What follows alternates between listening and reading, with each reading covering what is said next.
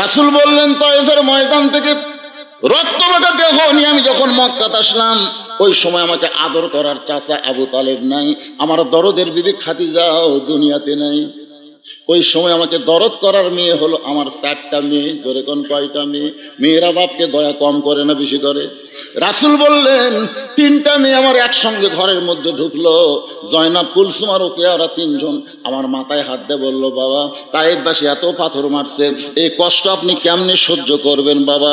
আপনার চামড়া কেটে রক্ত বের হয়ে গেছে, গোটা দেহ ক্ষত হয়ে গেছে, এই কষ্ট আপনি কেমনে সহ্য করবেন? রাসূল বলে, আয়েশা রে, 3টা মেয়ের মতন কথা বলে যখন ঘর থেকে বাইরে যায়, এমন সময় ফাতেমা ঘরের মধ্যে ঢুকি দরজা বন্ধ করে দেয়। আমি রাসূল চমকে গিয়ে বললাম, ফাতেমা ঘরের মধ্যে ঢুকে দরজা বন্ধ করলেন কেমা? ফাতেমা বলে, বাবা আপনার মাধ্যমে আল্লাহকে আমি কয়টা কথা বলবার চাই, আমার সরাসরি কথা বলার যোগ্যতা নাই, আপনার মাধ্যমে আমি আল্লাহকে বলতে চাই। ফাতেমা বললেন, আল্লাহ, তোমার যদি বাবা থাকতো আর তোমার বাবা যদি আজকে তায়েফে যাইতো আর তায়েফবাসী যদি পাথর মারতো, আল্লাহ বলো তো তোমার কেমন লাগতো? তোমার বাবা নাই বলে তুমি ফাতেমার বাবার দরদ বুঝতে পারলা না। তুমি ইব্রাহিম নবীর জন্য নমরুদের চুলা শান্তির বাগান বানায় দাও, মুসা নবীর জন্য সাগরকে তুমি রাস্তা বানাও, আর আমার বাবার জন্য তায়েফের পাথর তুমি তুলা বানাবার পারলা না। জন্মের আগে আমার বাবা হারাইছে, 6 বছর বয়স আমার বাবা মা হারাইছে। তুমি জানো গো আল্লাহ, এই বছরেই তুমি তার চাচা আবু তালেবকে নিয়ে গেলে, আবার এই বছরই আমার মা খাদিজাকে তুমি দুনিয়া থেকে টান দিলে, আবার এই বছরে তুমি তায়েফে আমার বাবাকে রক্তাক্ত করে দিলে। এই কথা বলে যখন ফাতেমা দরজা খুলে বার হয়ে যায়, রাসূল বলে, আয়েশা রে, আমি মনে করেছি আমার ফাতেমা মনে হয় পাগলি হয়ে গেছে। আমি তাকায় দেখি উঠানে পানি গরম করতেছে আর জয়তুনের তেল গরম করতেছে। কিছুক্ষণ পরে এসে আবার যখন দরজা বন্ধ করে দেয়, আমি বললাম, রাগ করে ফাতেমা তুই আবার কেন দরজা বন্ধ করলি? ফাতেমা বলে, বাবা সন্তান যখন বড় হবে, ওই সন্তানকে গোসল করাইতে গেলে দরজা খুলে গোসল করানো যাবে না। রাসূল বলে, আয়েশা রে, আমার মাথা ফাতেমার উরাতের উপরে আমার গোটা দেহের কাপড় খুলে ওই নরম কাপড় গরম পাপড়ের মধ্যে পানির মধ্যে চুবড়াইয়া আমার গোটা দেহ পরিষ্কার করে ওই নরম হাত দিয়া যখন আমার ক্ষতস্থানে জয়তুনের তেল লাগায় দেয়, আমি নবী কখন যেন ফাতেমার উরাতকে বালিশ বানায় ঘুমিয়ে গেছি। ওই ঘুমের ঘুরে আমি স্বপ্নে দেখতে পাই আমার শেওরের পাশে আমি না মা আমার দাঁড়িয়ে কাঁদতেছে। আমি স্বপ্নকে বাস্তব মনে করে মা বলে আমি না হাত ধরলাম, কিন্তু ওই সময় ফাতেমা আমার কপালে চুমা খায়, ফাতেমার চোখের পানি আমার চোখের মধ্যে ঢুকে আমার ঘুমটা ভাঙে যায়। আমি বললাম, ফাতেমা তুই এত কান্দিস কেন মা?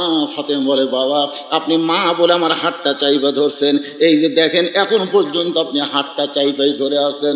রাসূল বলে, আল্লাহে ওই আল্লাহর শপথ করে বলতেছি, মা বলে যদি তোর হাত চাইবা ধরি তাহলে তুই আমার মেয়ে না। আজকে দেখলাম তোর ভিতরে আমার মা আমি না। গভীর রাত্রে ফাতেমা হযরত আলীকে বুকের মধ্যে নিয়ে কাঁদতেছে। গভীর রাত বিবি তার স্বামীকে বুকের মধ্যে নিয়ে কান্দে। আলী বলে, ফাতেমা কান্দার কারণ কি? ফাতেমা বলতে, স্বামী গো, আমার কান্দার কারণ হলো আল্লাহ পাক আমার দোয়া কবুল করেছে। আলী বলে, ফাতেমা রে, দোয়া কবুল করার পরে মানুষ কোনোদিন কান্দে না, বরং দোয়া কবুল করার পরে মানুষ খুশি হয়ে যায়। ফাতেমা বলে, স্বামী গো, কি দোয়া আল্লাহ কবুল করছে আপনাকে সেইটা শুনবেন না? আলী বলে, ফাতেমা কি দোয়া কবুল করছে বলো? বলে, আমি যে পর্দার মধ্যে মৃত্যুবরণ করব এই দোয়া সব সময় করেছি, আল্লাহ আমার মৃত্যুটা তুমি পর্দার মধ্যে দিও। আল্লাহ তাআলা আমার পর্দার মধ্যে মৃত্যু দোয়া কবুল করেছে। আলী বলে, ফাতেমা রে, সারা জীবন যেই মেয়েটা পর্দা করলো, মরার সময় তো আল্লাহ তাকে পর্দার মধ্যেই মৃত্যু দিবে, তাহলে তুমি আনন্দ করো, কান্দ কেন? ফাতেমা বলে, স্বামী গো, এই মৃত্যুটা কবে হবে এটা কি আপনি জানেন? আলী বলে, ফাতেমা মৃত্যুর খবর একমাত্র আল্লাহ ছাড়া দুনিয়ার কেউ বলতে পারে না। ফাতেমা বলে, স্বামী গো, আল্লাহ পাক আমারে জানাইছে আজকে গভীর রাত্রে ফাতেমার মৃত্যু হবে। যেই কইছে গভীর রাত্রে ফাতেমার মৃত্যু হবে, গাছের গোড়া কাটলে গাছটা যেমন ঠাস করে পড়ে যায়, হযরত আলী তেমনি পড়ে গেলেন ঘরের মাজায়। মা ফাতেমা মুস্কি মুস্কি হাসতেছে। যিনি গভীর রাত্রে মৃত্যুবরণ করবেন তিনি হাসতে হাসতে এসে স্বামীর মাথাটা উরাতের উপরে নিয়ে কপালে একটা চুমা দিয়ে বলে, স্বামী গো, আপনি হলেন আসাদুল্লাহিল গালিব, আপনি হলেন আনা মাদিনাতুল ইলমি ওয়া আলী বাবুহা। এই দুনিয়ার সবচাইতে বড় আলেম হচ্ছে হযরত আলী, আর সবচাইতে বড় বীর কে? জোরে কোন?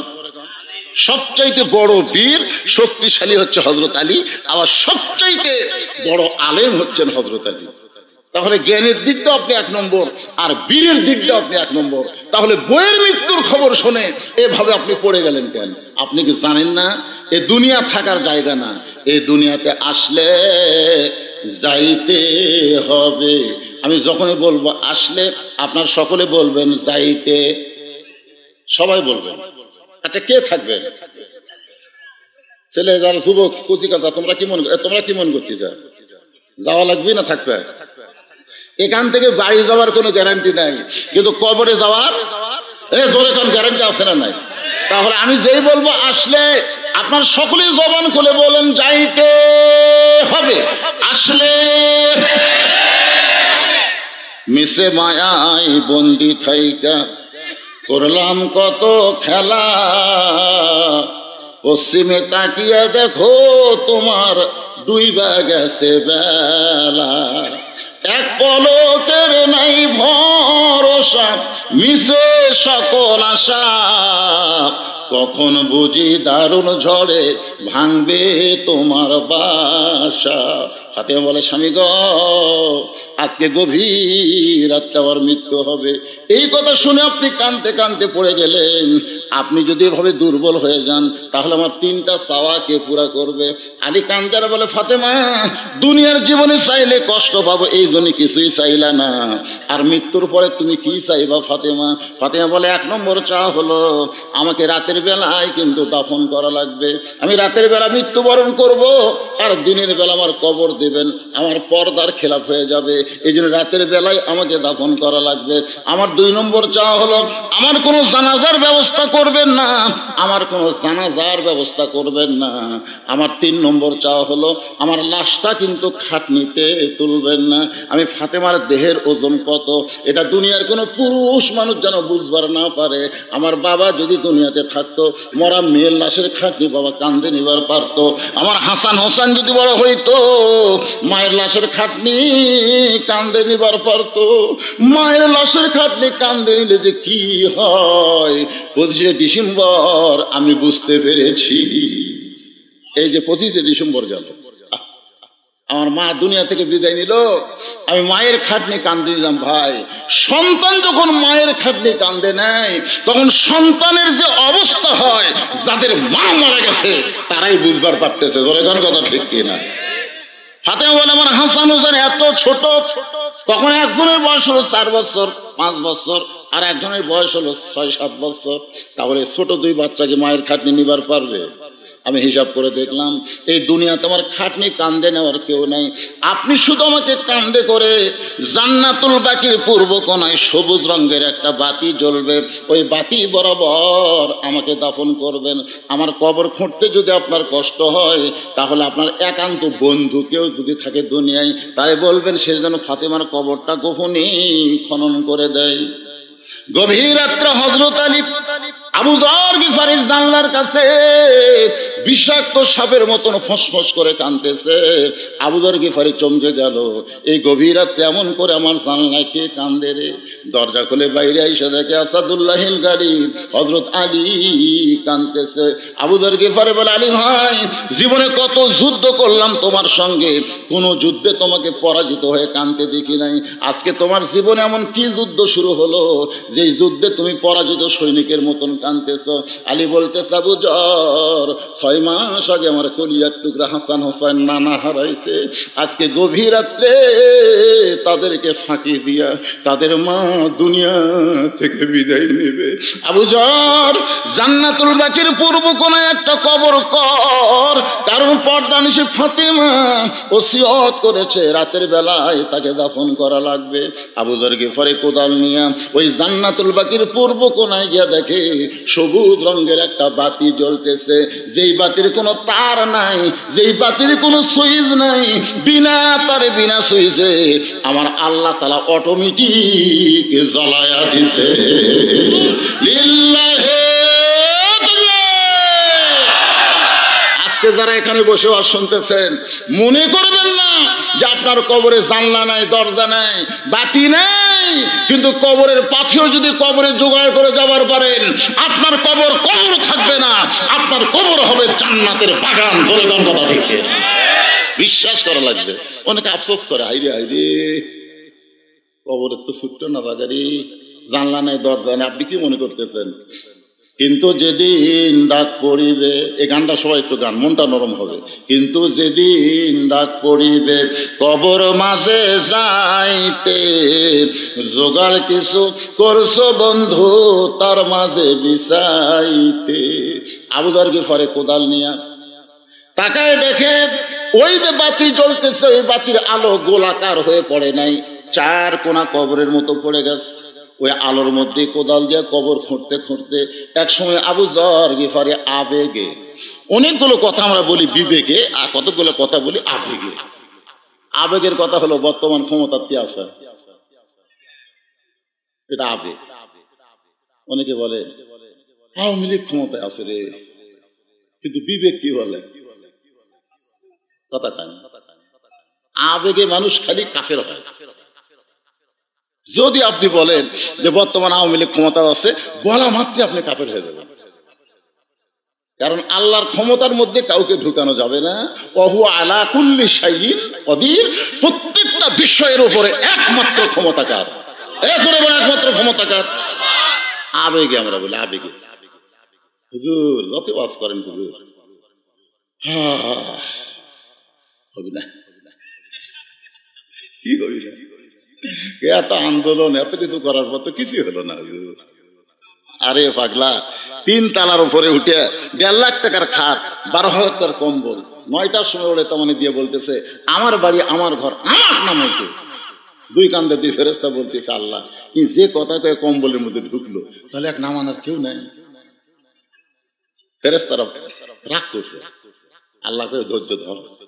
রাত 3টার সময় একটা ভূমিকম্প দিছে, ধরে কোন কি কম্প, তাহলে বিল্ডিং একটা লয়ে উঠছে, এত জোরে নামছে যে কম্বলের মধ্যে লঙ্গি খুলে আছে, ওটাও পর্যন্ত পড়ার টাইম পায়নি। ফেরেশতা বললো আল্লাহ নামাইলা নামাইলা, তাই বলে ন্যাংটা করে নামাইলা। আল্লাহ বলতেছে জনগণ যদি নামাবার না পারে, আমার নামান এরকম ন্যাংটা করেই হবে। আবেগে কোনো কথা বলা যাবে না ভাই জান, কথা বলতে হবে বিবেকে। ধরে কোন কি আপনার কাছে সবচাইতে বড় আদালত, তার নাম কি? আবেগে আবু যর গিফারি বলতেছে কবর, তুই কি জানিস গভীর রাত্রে যাকে দাফন করব সে দুনিয়ার সাধারণ কোন মেয়ে না, আল্লাহ নবীর মেয়ে হওয়ার পরেও নবী তারে মা বলে সম্মান দিয়েছে। আবু যর গিফারি বলে কবর, তোর মধ্যে এমন একজন মাকে রাখা হবে তার 2টা সন্তান জান্নাতের যুবকদের সর্দার হবে। রে কবর কোনোদিন বেয়াদবি করবি না, খবরদার কখনো বেয়াদবি করতে পারবি না। এই বলে কোদাল মারতে মারতে কবর খননের শেষের দিকে আবু যর গিফারি বলে কবর রে, তুই কি জানিস আজকে তোর মধ্যে এমন একজন বিবিকে রাখা হবে যার স্বামী হলো আসাদুল্লাহিল গালিব, তার স্বামী হলো আনা মাদিনাতুল ইলমি ওয়া আলী ওয়া বাবুহা। সে আলীর বিবিকে কবরের মধ্যে রাখা হবে, খবরদার কবর বেয়াদবি করবি না। এই বলে আবার যখন কোদাল মারতে চায়, এমন সময় কে যেন গায়েব থেকে ডাক দেয়, বলে আবু যর এই কবরকে সাবধান করিস না, বরং যারা কবরের মধ্যে আসবে তাদেরকে সাবধান করো। এইটা কিন্তু মা ফাতেমার জন্য বলা হয় নাই, এটা বলা হয়েছে আমাদের সকলের জন্য। ধরে কোন কথা ঠিক কিনা? আবু যর কবরকে সাবধান করিস না, বরং যারা কবরের মধ্যে আসবে তাদেরকে সাবধান করো। এই কবর কার মা কার মেয়ে কার বিবি এইটা কবর দেখবে না। আমল যদি ভালো হয় কবর জান্নাতের ঘর হয়ে যাবে, আর আর আমল যদি খারাপ হয় কবর জাহান্নামের গর্ত হয়ে যাবে। এই শব্দ শোনার পরে আবু যর গিফারি দুইটা হাত থরথর করে কাঁপতেছে, আর কোদাল মারতে পারে নাই। গোরস্থান সাইরা জান্নাতুল বাকি সাইরা কোথায় যেন আবু যর গিফারি দৌড় মারছে, কোথায় যেন পালায় গেছে। নির্দিষ্ট সময়ে হযরত আলী ফাতেমার দেহ কারা নেওয়ার জন্য ঘরের মধ্যে ঢুকেছে, কারণ ফাতেমার গভীর রাত্রে দাফন করা লাগবে, তার কোনো জানাজা হবে না, তার লাশটা খাটনিতেও তোলা চলবে না। ঘরের মধ্যে ঢুকে দেখে ফাতেমা নিজে নিজেই গোসল করেছে। মেয়ে পুরুষ মারা গেলে গোসল করানোর দরকার আছে না নাই? কিন্তু ফাতেমা নিজে নিজেই গোসল করেছে। ফাতেমা নিজে নিজে কাফনের কাপড় পরে শুধু দুইটা হাত বের করে রাখছে আর মুখটা বের করে রেখে দুই পাশে দুইটা সন্তানকে ঘুমায় দিছে। কারণ হাসান হোসেন যদি চেতন থাকে তাহলে মাকে দাফন করার ব্যাপারে ওর বাপকে অসুবিধা করতে পারে। এই জন্য ফাতেমা সতর্ক হইয়া দুইটা সন্তানকে ঘুমায় দিছে। হযরত আলী দুই সন্তানের মাঝখান থেকে ফাতেমারে কান্দে করে নিয়ে ওই জান্নাতুল বাকির কাছে গিয়ে বলতেছে, আবু যর, কবর যদি খোঁড়া হয়ে যায় কবর ছেড়ে চলে যায়, কিন্তু আমার আল্লাহ তাআলা আবু যর গিফারিকে আগেই কবর থেকে সরায় নিছে। হযরত আলী নিজেই ফাতেমাকে দাফন করার পরে আল্লাহর কাছে বলতেছে, মাবুদ গো, দুনিয়াতে গরিব ছিলাম বলে ফাতেমার মনের আশা আমি পুরা করতে পারি নাই, আজকে দাফন করার পরে তোমার কাছে কান্দি, আমার ফাতেমাকে তুমি কবুল করে নাও। এ দোয়া শেষ করার পরে হযরত আলী তাকায় দেখে সামনে কয়েকটা পুরাতন কবর দেখা যায়। এই মাত্র ফাতেমাকে কবর দিয়েছে, সেই নতুন কবর আর নাই। কোথায় ফাতেমার কবর, কোথায় গেল ফাতেমার কবর? গোটা জান্নাতুল বাকি দৌড়ায়, গোটা জান্নাতুল বাকি দৌড়ায়, ফাতেমার কবর কোথায় রে, ফাতেমার কবর কোথায়? কে যেন ডাকতে বলে, আলী রে, ফাতেমা হলো পর্দানিশী, আমি আল্লাহ জোহরা ডিগ্রি দিয়া ফাতেমার কবরটাকে কিয়ামত পর্যন্ত পর্দা করে দিয়েছি। মায়েরা রে, পর্দার অন্তরালে যারা আছেন মা, যদি আপনারা জান্নাতে যাবার চান, আপনাদের জান্নাতি নারীদের নেত্রী হবে ফাতেমা। ওই ফাতেমার সিগনেচার ছাড়া কিন্তু জান্নাতে যাবার পারবেন না। তাহলে এখন ফাতেমার মতো নারীদের পর্দা করার দরকার আছে না নাই? ফজরের নামাজ পড়তে গেছে হযরত আলী, কোন নামাজ? আবু যরকে খুঁজতেছে, কে রে? ওকে আমি কবর খুঁড়তে দিয়ে পাঠালাম, এই বেটা গেল কোথায়? না, হযরত আলীর সবচাইতে আপন বন্ধু কিন্তু আবু যর, একসাথে নামাজ পড়ে, সুবহানাল্লাহ বলেন। কিন্তু ফজরের সময় আবু যরকে পেলেন না।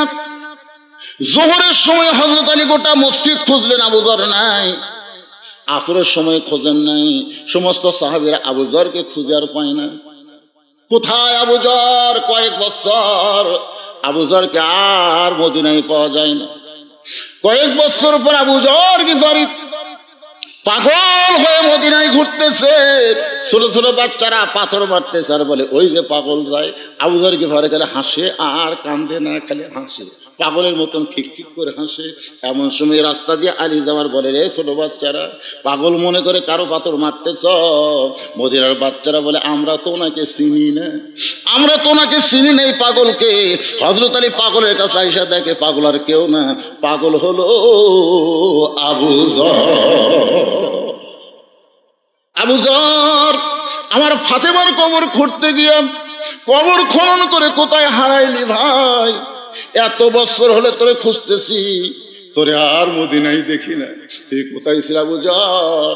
একটা বার কথা বল, কবর খুঁড়তে খুঁড়তে কেন তুই কবর ছেড়ে পালায় গেলি? আবু যর গিফারি কোন ওই কথা বলে। আলী বলতে, আবু যর কথা বল, কথা বল। আবু যর গিফারি যখন কথাই বলে না, হযরত আলী আবু যর গিফারিকে বুকের মধ্যে একটা চাপা মারছে। চাপা মারার সঙ্গে সঙ্গে আবু যর গিফারির জবান দিয়ে বের হচ্ছে, কবর কবর কবর। তিনবার কবর কবর বলে মারিতে পড়ে যায়। হযরত আলী উরাতের উপরে মাথা নিয়ে কপালে চুম্বন দিয়া দেখে আবু যর গিফারি আর দুনিয়াতে না। আলী কান্দে বলে, আবু যর, কবর খুঁড়তে গিয়ে তোর কি হলো ভাই? দুনিয়ার কোন মানুষকে না বইলাম, কবর কবর কবর বলে তুই দুনিয়া থেকে বিদায় দিলি। আবু যর গিফারির এই অবস্থা দেখে আলী চিৎকার করে বললেন, দুনিয়াবাসীরে শোনো, ওই কবরে যখন আমাদের যাইতে হবে খালি হাতে যাইও না, কবরে যাওয়ার পাথেয় জোগাড় করে তারপরে তোমরা কবরে রওনা দিও। আসরের ফরজ নামাজ কয় রাকাত? 4 রাকাত। প্রথম রাকাতের প্রথম সেজদায় রাসূল 3 বার সুবহান রাব্বিয়াল আলা বলে সেজদা থেকে মাথা তুললেন, কিন্তু প্রথম রাকাতের দ্বিতীয় সেজদায় গিয়ে রাসূল আর সেজদা তোলেন না। 100 বার সুবহান রাব্বিয়াল আলা বলা হয়েছে কিন্তু সেজদা ওঠে না। ওমর ফারুক চিন্তা করলেন, কে রাসূল কি সেজদার যা ঘুমে গেল নাকি? ওমর ফারুক পরে বলতেছেন, আমি একটু মাথা তুলে দেখতে চাইছিলাম, কিন্তু আমার ইমান বললে ইক্তেদাই তো বিহাদাল ইমাম, ইমামকে যদি অনুসরণ করো, ইমাম যতক্ষণ থাকবে তোমাকেও থাকা লাগবে, মাথা তোলা যাবে না। আল্লাহর নবী বললেন, ওমর তারপরের খবর কি? ওমর বলতেছে, হুজুর আপনি দ্বিতীয় রাকাত ঠিকই বললেন, তৃতীয় রাকাত ঠিকই বললেন, চতুর্থ রাকাত ঠিকই বললেন, কিন্তু প্রথম রাকাতের দ্বিতীয় সেজদায় আপনি এত লম্বা সেজদা দিলেন। আল্লাহর নবী বললেন, তোমরা জানো না, আমি যখন দ্বিতীয় সেজদাত গেছি তোমরাও তো গেছো, ঠিক ওই ফাঁকে আমার 2টা নাতি হাসান আর হোসাইন আমার পিঠের উপর চড়ে বসলো। কার উপর? পিঠের উপর চড়ে বসলো। আমি এক সময় মনে করলাম যে নামাজের ভিতরেই ওদেরকে হাত দিয়ে টেনে নামায়। এই নিয়তে যখন আমি হাসান হোসেনকে পিঠ থেকে নামাবার চাই, এমন সময় নামাজের মালিক আল্লাহ বললেন, হাবিব আপনি যেমন হাসান হোসেনকে ভালোবাসেন আমি আল্লাহ তেমন ভালোবাসি। আপনার পিঠে যতক্ষণ থাকবে আপনি সেজদা থেকে মাথা তুলবেন না। এখান থেকে বোঝা গেল এই ছোট বাচ্চাদেরকে আল্লাহ ভালোবাসে। জোরে কোন কথা ঠিক কিনা? তাহলে আমাদের ভালোবাসা লাগবে না? ওদেরকে ভালোবেসে আপনার কাছে যখন বসেছে আপনি একটু বুঝাবেন, তোমরা আবার সামনে কি করলে রে বা, তোমরা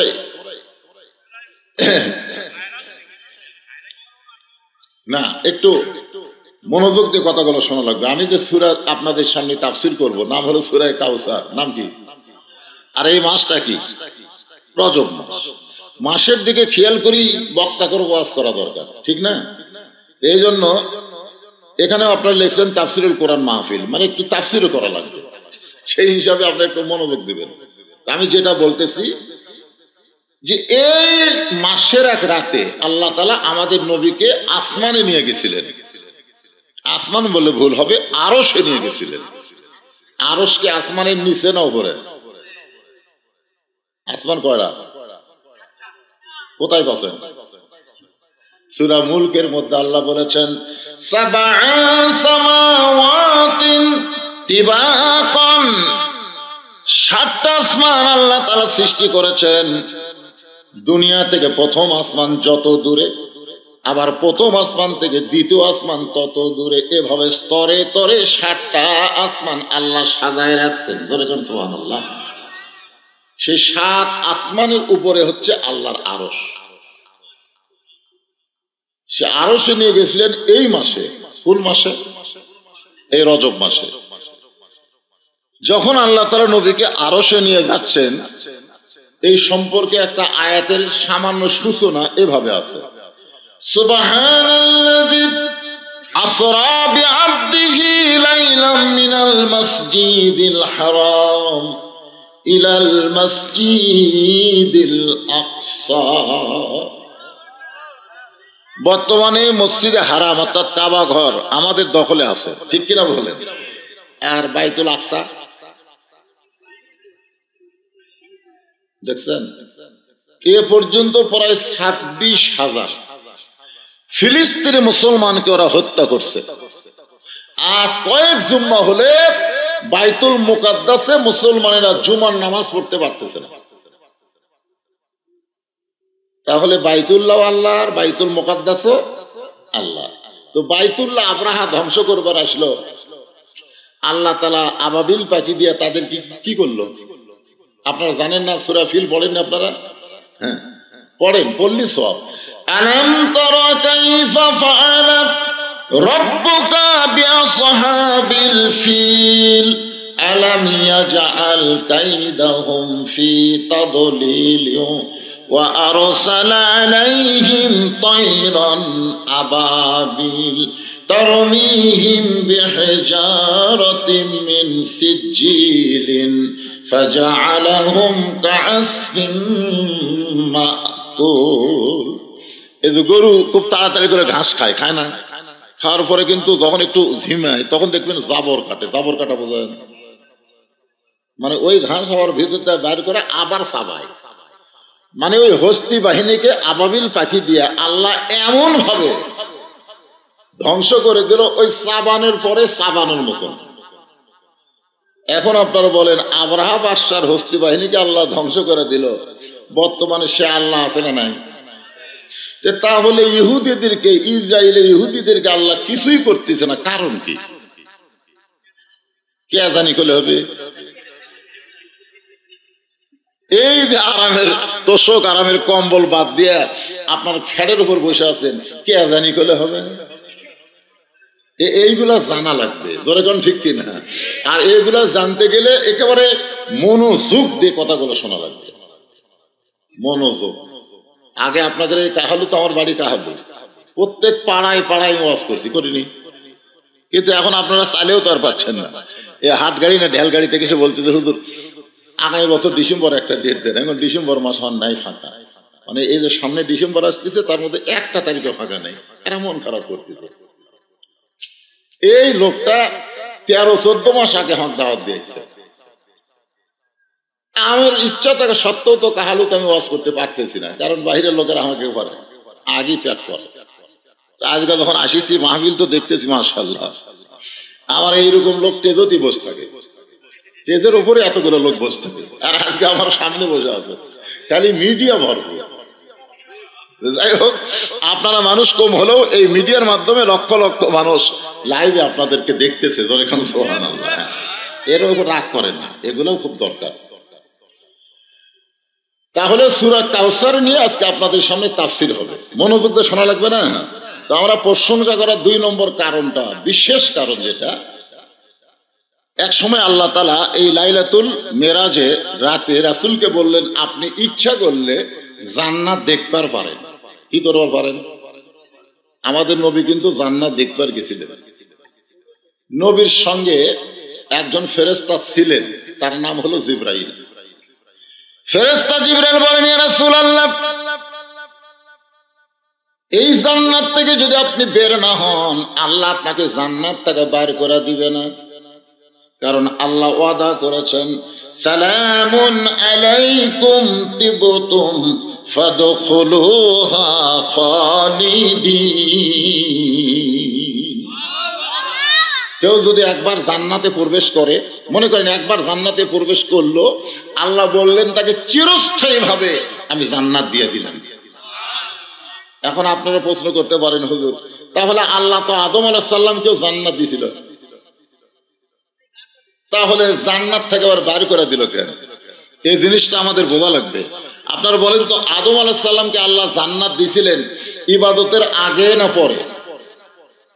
সবাই বলেন, আগে দিছে। জান্নাতে ঢোকার পরে আল্লাহ একটা ইবাদত দিলেন। আসলে জান্নাতের মধ্যে কোনো ইবাদত আছে? কিন্তু আদম যে ইবাদত করেনি, এ না করার কারণে আল্লাহ বললেন, ওয়ালা তাকরাবা হাযিহিশ শাজারা ফাতাকুনা মিনাজ জালিমিন। তোমার ইবাদত হলো এই গাছের কাছে যাইও না। নামাজ নাই, রোজা নাই, হজ নাই, যাকাত নাই, একটাই ইবাদত, খালি গাছের কাছে যাবে না। ওখানে আরো অসংখ্য গাছ আছে, সব গাছের ফল খাও, তোমার হুকুম হলো একটা গাছেরই ফল খাও না।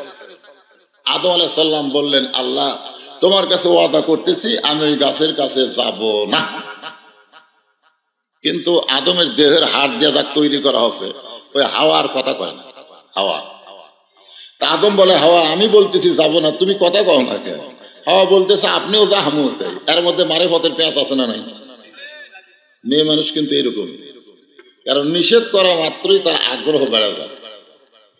যখন আল্লাহ বলছেন গাছের কাছে যাইও না, তখন হাওয়ার আগ্রহ বেড়ে গেছে। আজকে আপনার বউকে যদি আপনি বলেন এই কথা যেন কাউরে কয় না, খালি এই কথা আপনি বলবেন, ওই না বলা পর্যন্ত আর পেটের ভুটভুটি বন্ধ হবে না। যাকে পাবে তাকে বলবে, আমার স্বামী নিষেধ করছে গো, কাউরে যেন কয়ো না, আমি কিন্তু খালি তোমাকে বললাম, তুমি যেন কাউরে কয়ো না।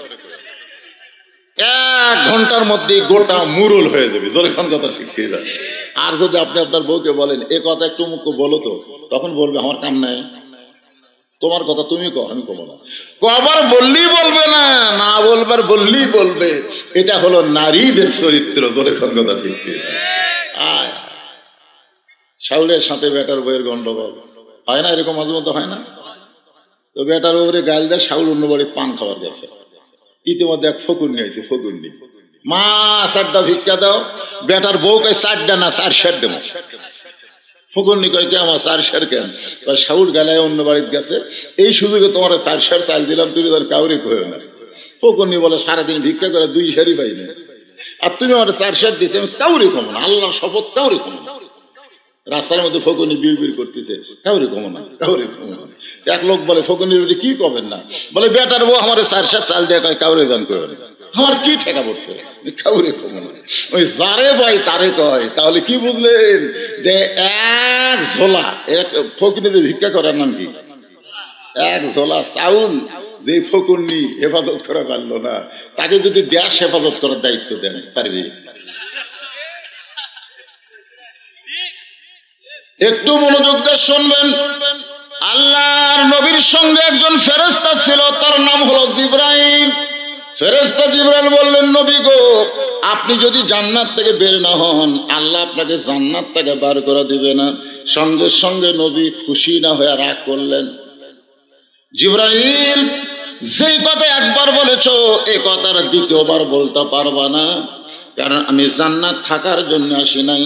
আল্লাহ যদি বলতো নবীকে আপনি জান্নাতে থাকেন, আমি জান্নাতের মধ্যে ঢুকতামই না।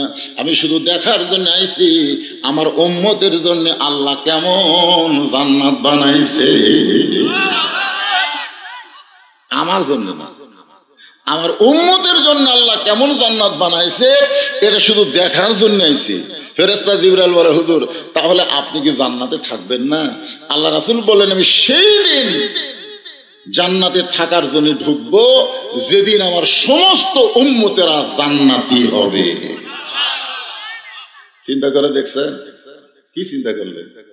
যে নবী জান্নাতে গিয়েও আমাদের কথা বলে না, আর আমরা এমন এক নেতার পাশে ঘুরি যে নেতা সংসদে গেলে আর আমাদের কথা কইনি না। জোরে কোন কথা ঠিক কিনা? এইবার তাকে এমপি বানাচ্ছেন, আপনাকে মুরুল কাচ্চা জীবনে আসবে বলে আমার মনে হয়। নেতা নেতা রে, এই যে দরুদ পড়লেন, আল্লাহুম্মা সাল্লি আলা সাইয়্যিদিনা, সাইয়্যিদিনা মানে আমাদের নেতা। আমাদের নেতা জান্নাতে গিয়েও আমাদেরকে ভোলে না, আমরা সেই নেতার চামচাগিরি করবো। জোরে বলেন কথা ঠিক কিনা? একটা স্লোগান দেওয়া লাগবে। আমি যেই বলবো আমার নেতা তোমার নেতা, আপনারা বলবেন বিশ্ব নবী মোস্তফা, বলতে পারবেন না? হয়ে যান আমার নেতা তোমার নেতা, একটা মেম্বর মার্কা স্লোগান। ওই যারা তেল তেলা গোয়েন্দা আর অসুন্দর আসেনি, ওরা মনে মনে চিন্তা করি বদরুহি তো একলা একলাই ফেসন কাটতেছে। আর আপনার যদি একটু জোরে জোরে স্লোগান দেন, তারা কই না রে আমরা শালা মুনাফিক রে, আমরা ল্যাপের মহব্বত সালবার পারিনি, কিন্তু মুসলমানেরা গেছে রে, সোনা লাগান না কেন, মুনাফিকেরা আসতে পারবে না। আর যারা মুসলমান যত বড়ই পাপী হোক, আজকের কোরআনের মাহফিলে তারা বাড়িতে থাকতে পারবে না।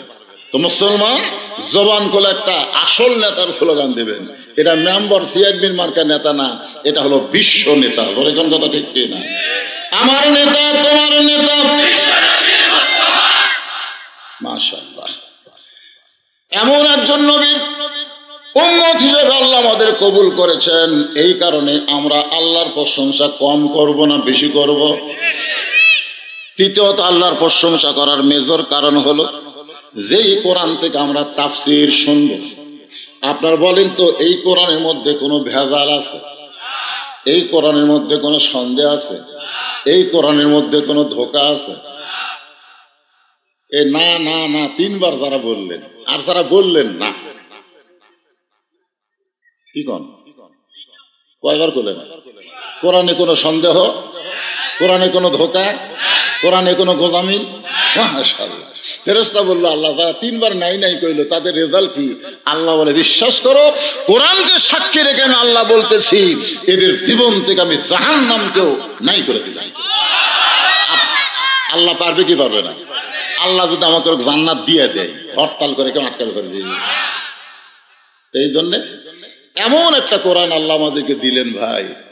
অনেকে মনে করতেছে হুজুর 1500 বছর আগে আল্লাহ কোরআন নাজিল করছে, তখন বলেছে জালিকাল কিতাবুল লা রাইবা ফি, এই কিতাবের মধ্যে কোনো সন্দেহ নেই। কিন্তু এত বছর হয়ে গেল এখনো সন্দেহ ঢোকেনি। কারণ কোন মৌলবি যদি কিছু কম বেশি করে, আল্লাহ কোরআনে বললেন নাহনু নাযালনা যিকরা ওয়া ইন্না লাহু লাহাফিজুন। যেমন কোরআন নাজিল করেছি কিয়ামত পর্যন্ত কোরআন তেমনি থাকবে। কারণ কোরআন হেফাজতের দায়িত্ব কোনো মাওলানাকে দেওয়া হয় নাই, কোরআন হেফাজতের দায়িত্ব কোনো বাদশা রাজাকে দেওয়া হয় নাই, কোরআন হেফাজতের দায়িত্ব স্বয়ং আল্লাহ নিজের হাতে রেখেছে। সেই কোরআনের ছোট্ট একটা সূরা, এই সূরা কাউসার মুখস্থ করার জন্য কোনো মাদ্রাসা ভর্তি হওয়া লাগে না। 2-4 দিন মসজিদে নামাজ পড়লেই দেখবেন সূরা কাউসার এমনি এমনি অটোমেটিক মুখস্থ হয়ে যায়। যায় কি যায় না? কয় আয়াত? মাত্র 3 আয়াত। দেখছেন? পড়েন, একবার পড়েন। ইন্না আতাইনাকাল কাউসার ফাসাল্লি লিরাব্বিকা ওয়ানহার ইন্না শানিআকা হুয়াল আবতার। এই সূরা কাউসারের শানে নুজুল হলো যে প্রেক্ষাপটে আল্লাহ তাআলা এই সূরা কাউসার নাজিল করলেন। এটা হলো মক্কি সূরা। যখন কি সূরা? মক্কি, মক্কায় নাজিল হয়েছে। এটা নাজিল হওয়ার শানে নুজুল অর্থাৎ কারণ হলো আল্লাহ তাআলা রাসূলকে 8টা সন্তান দিয়েছিলেন। কয়টা? মাশাআল্লাহ। তার মধ্যে 4টা হলো ছেলে আর 4টা হলো মেয়ে। এখানে এক বিবির পেট থেকেই 7টা সন্তান হয়েছিল। যে বিবির পেট থেকে আল্লাহ রাসূলকে 7টা সন্তান দিলেন সে বিবির নাম হলো খাদিজা। যারা বলে নাম কি? যখন নবীর বয়স ছিল 25, তখন মা খাদিজার বয়স কত? 40। তাহলে 25 বছরের যুবক 40 বছরের একজন নারীকে বিয়ে করলেন। আর সেই নারীর পেট থেকে এ বাবা তোর মাইকের কেউ ডিস্টার্ব দিচ্ছে, কেউ বলছে অসুবিধা হচ্ছে, হাত মারলি গা।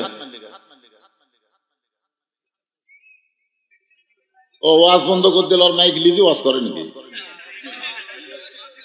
হ্যাঁ, ও দরগাহাট কাছে তো সেই জন্য মনে হয়। আরে পাগলা, দরগাহাটও তো ওয়াজ করি, এরকম তো করে না। তোর কি ইউনিটের মধ্যে কেউ দোষ আছে? তো যাই হোক, আমার কথা তো আপনার বুঝতেছেন? হ্যাঁ, বুঝলি হবে। খুবই জরুরি ভাই, এই রজব মাসে এই আলোচনাটা শোনা আমাদের জন্য খুবই দরকার। এই জন্য আমি আলোচনাটা আপনাদের সামনে উপস্থাপন করতেছি। তাহলে কয়টা সন্তান আল্লাহ রাসূলকে দিয়েছেন? 8টা। তার মধ্যে 4টা হলো ছেলে আর 4টা হলো মেয়ে। একই বিবির পেট থেকে দিয়েছেন 7টা। একই বইয়ের পেট থেকে কয়টা? আর নবী যে বিয়ে করছেন দেখেন 25 বছরের যুবক 40 বছরের মেয়েকে বিয়ে করলেন, তারই পেট থেকে আল্লাহ 7টা দিয়েছেন। 3টা হলো ছেলে। 3টা ছেলের নাম আগে মুখস্থ করেন। নবীর ছেলের নাম মুখস্থ করলে 8টা সন্তানের নাম যে সবসময় মুখস্থ করতে পারবে, বলতে পারবে, আল্লাহ পাক তাকে 8টা জান্নাত দিয়ে দিবে। সালমান শাহর নাম মুখস্থ তো চান? শাকিব খান, লুচ্চা জায়েদ খান, শালা লুচ্চা, আলেমদের শালা কয়। আরে ইমাম তো আলেম, আলেম তো ইমাম, ঠিক কিনা বলেন? হ্যাঁ।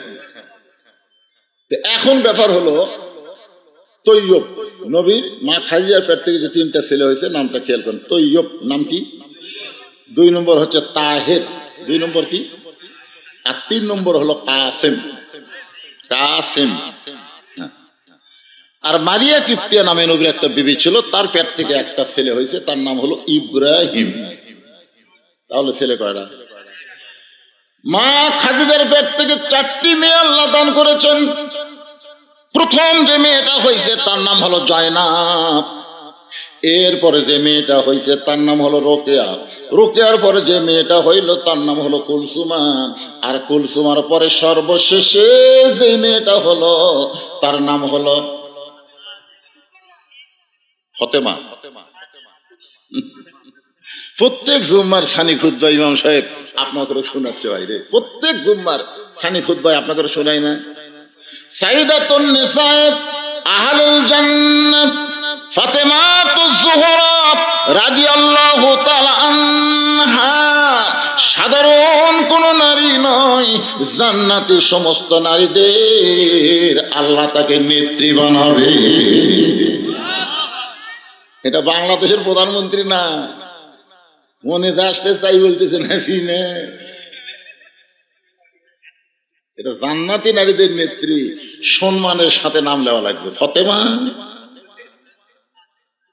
ওটাই গরু চড়ে না ফতেমা, আমাদের গায়ের ফতেও কয়, ফতেমাও কয় না, ফতে ওদের ঘাস করে ফতে।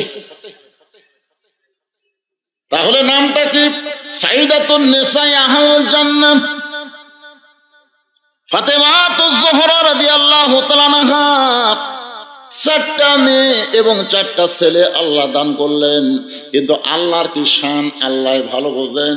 4টা ছেলে দিলেন ঠিকই, কিন্তু হায়াত দিলেন না। দিলেন ঠিকই, কিন্তু কি দিলেন না? হায়াত দিলেন। মানে হয়েও 2-3 মাস পর পরই দুনিয়া থেকে চলে গেছে। এই হায়াত না দেওয়ার পিছনে কারণ হলো 2টা। 1 নম্বর কারণ হলো প্রত্যেকটা বড় বড় নবীদের সন্তানকে আল্লাহ নবী বানাইছেন। তাহলে আমাদের নবীর চাইতে বড় কোন নবী আছে? তাহলে তার সন্তানকেও তো নবী বানানো দরকার, কিন্তু আল্লাহ তার নবী বানাবে না। আমাদের নবী হলেন কোন নবী? জোরে কান, দলিল কি? মৌলবীর কথা, হুজুরের কথা? দলিল হলো আল্লাহর কোরআন। মা কানা মুহাম্মাদুন আবা আহাদিম মির রিজালিকুম ওয়ালাকির রাসূলুল্লাহি ওয়া খাতামান নাবিয়্যিন। তাহলে আমাদের নবীর পরে যারা নবী দাবি করে, বিশেষ করে আমরা যেটাকে চিনি তার নাম হলো গোলাম আহমদ কাদিয়ানী। এখন যদি আমি বলি আমাদের নবীর পরে, আপনার বলবেন কোন নবী নাই। আমাদের নবীর পরে কোন নবী, কিন্তু যারা গোলাম আহমদ কাদিয়ানী নবীকে শেষ নবী বলে না, এখন আমাদের নবী হিসাবে, কোরআন হিসাবে তাদেরকে আমরা কি বলবো? মুসলমান না কাফের? আমি যেই বলবো কাদিয়ানী, আপনার বলবেন কাফের। এই কথা কিন্তু এই মুরলি থাকবে না, এটা একেবারে বিশ্ব হয়ে যাবে। আপনারা বিশ্বের মধ্যে নাম করবেন যে কাদিয়ানির কাফের কত রে। আমি যেই বলবো কাদিয়ানি, আপনারা বলবেন কাফের। যারা বলবেন না তারা আল্লাহর কোরআন বিশ্বাস করেন না। কাদিয়ানি, আমাদের নবীর পরে কোন নবী, এটা হলো 1 নম্বর কারণ। নবীর ছেলেদেরকে আল্লাহ হায়াত দেয়নি। 2 নম্বর কারণ হলো, আচ্ছা নবী নয় শেষ হয়েছে, কিন্তু নবী জাদা বোঝেন না? পীর জাদা। আপনার এলাকার পীর জাদা আছে না নাই? পীর জাদা এই কিসের হারাম? মানে বাংলাদেশে পীর মরে যাওয়ার সাথে সাথে পীরের বেটাকে ওই জায়গায় বসায়, ওই বসবার না চালো জোর করে বসায়। জোরে কোন কথা ঠিক কি না? তো নবী নাই, কিন্তু নবীর ছেলে যদি যুবক হতো তাহলে হয়তো সাহাবীরা জোর করে নবীর ওই জায়গায় বসা দিত। নবী নাই তো কি হয়েছে? আপনি নবীগিরি করেন। এই জন্যই আল্লাহ তাআলা নবীর ছেলেদেরকে দুনিয়াতে রাখলেন না, কিন্তু 4টা মেয়েকে আল্লাহ হায়াত দিলেন। সুবহানাল্লাহ বলেন। ছেলেরা যখন দুনিয়া থেকে বিদায় নিল আর মেয়েরা যখন দুনিয়াতে হায়াত পাইল, তখন মক্কার কাফেরেরা বলা শুরু করলো মুসলমানের নবী হলো নেস কাটা। ধরে কোন কি কাটা? ওদের ধারণা হলো ছেলে সন্তান যদি না থাকে তাহলে তার পরিচয় দুনিয়াতে থাকবে না। যেমন আমাকে আল্লাহ কোনো ছেলে দেয়নি, আল্লাহ আমারে 3টা মেয়ে দিয়েছে। অনেকেই মনে করে বললো মরার সঙ্গে সঙ্গে শেষ শেষ, ছেলে নাই কিসের পরিচয়? মেয়েগুলো দিয়ে হুজুর কে চিনবি রে? তা আমি সেরকম বাপের বেটার মতন কাম করছি। আমি প্রায় 200 শতক জায়গার উপরে মসজিদ, মাদ্রাসা, এতিমখানা নির্মাণ করেছি। যাই মরে গেলেও শেষ হবো না, এগুলা কিয়ামত পর্যন্ত থাকবে। জোরে কর কথা ঠিক কিনা? আল্লাহ কয় মৌলানা তোর বেটিক দিয়ে তোর পরিচয় লাগবে না, তুই তো আল্লাহর ঘর বানালি, মাদ্রাসা বানালি, সেখানে তুমি অক্ষ করে দিলি, কিয়ামত পর্যন্ত চলবে। কেউ মনে না রাখলেও যারা মাদ্রাসা পড়বি তারা মনে রাখবে। জোরে কোন কথা, ঠিক কথা কন না কেন ভাই? নবীর চোখের মধ্যে পানি, আল্লাহ নবীর এত ভালোবাসেন, সেই পানি মুছানোর জন্য তা আল্লাহ তাআলা সূরা কাউসার নাজিল করে নবীকে সান্ত্বনা দিয়ে বললেন, ইন্না আতাইনাকাল কাউসার, আমি আল্লাহ তাআলা খুশি হইয়া আপনাকে কাউসার দান করে দিলাম। ইমাম গাজ্জালী রহমতুল্লাহ আলাইহি এই কাউসারের ব্যাখ্যা করতে গিয়ে বলেছেন, হাউজে কাউসার এক পেয়ালা পানি পান করে কেউ যদি জাহান্নামেও যায়, তার দেহের মধ্যে পানি থাকার কারণে আল্লাহ জাহান্নামকেও জান্নাত বানায়া দিবে। এখন বলেন হাউজে কাউসারের পানির পাওয়ার আছে না নাই? আপনি খালি এক গিলাস খাইয়া জাহান্নামে যাবেন, ঢোকা মাত্রই জাহান্নাম জান্নাত। কি কথা! ইমাম গাজ্জালী বলেছেন কেউ যদি, তিনি যদি শব্দ উল্লেখ করার কারণ হলো মুসলমানদের মধ্যে একটা সন্দেহ আছে, আপনাদের মধ্যে হয়তো আছে, যদি জান্নাত না পাই, আপনারা কারা কারা জান্নাত পাবেন না হাত তুলুন তো দেখি। এখানে একটা লোক হাত তোলা কেন, হুজুর আমি জান্নাত পাবো না, দেখি হাত তুলুন তো। তাহলে হাত তোলার সাহস পান না, তাহলে যদি কোন কেন? এটা কি আর কি আল্লাহর সাথে?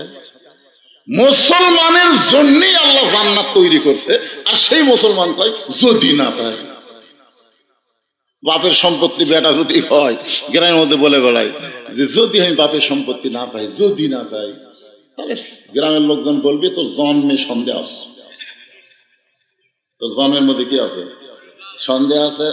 বাবার সম্পত্তি সন্তান যেমন ওয়ারিশ মোতাবেক পায়, লা ইলাহা ইল্লাল্লাহ মুহাম্মদ রাসূলুল্লাহ এই কলমা যারা স্বীকার করেছেন তারা জান্নাতের মালিক হয়ে যায়।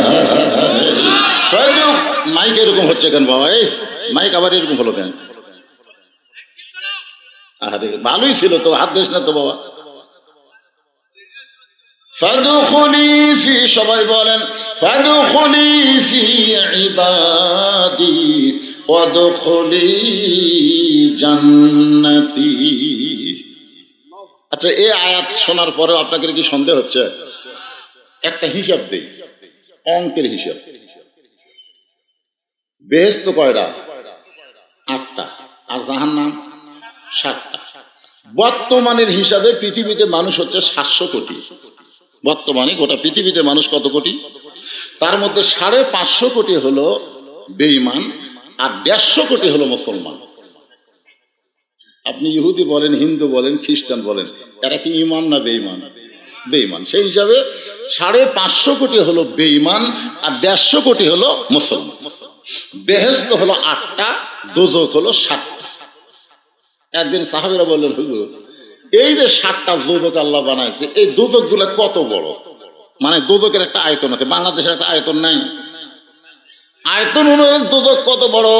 আল্লাহ নবী বললেন, কোন একটা জান্নাতের মধ্যে যদি 7টা দোজখ ঢুকানো হয়, কোন একটা জান্নাতের মধ্যে যদি 7টা জাহান্নাম ঢুকানো হয়, তাহলে অনুবীক্ষণ যন্ত্র দিয়ে দেখতে হবে দোজখ গুলো গেল কোন জায়গা।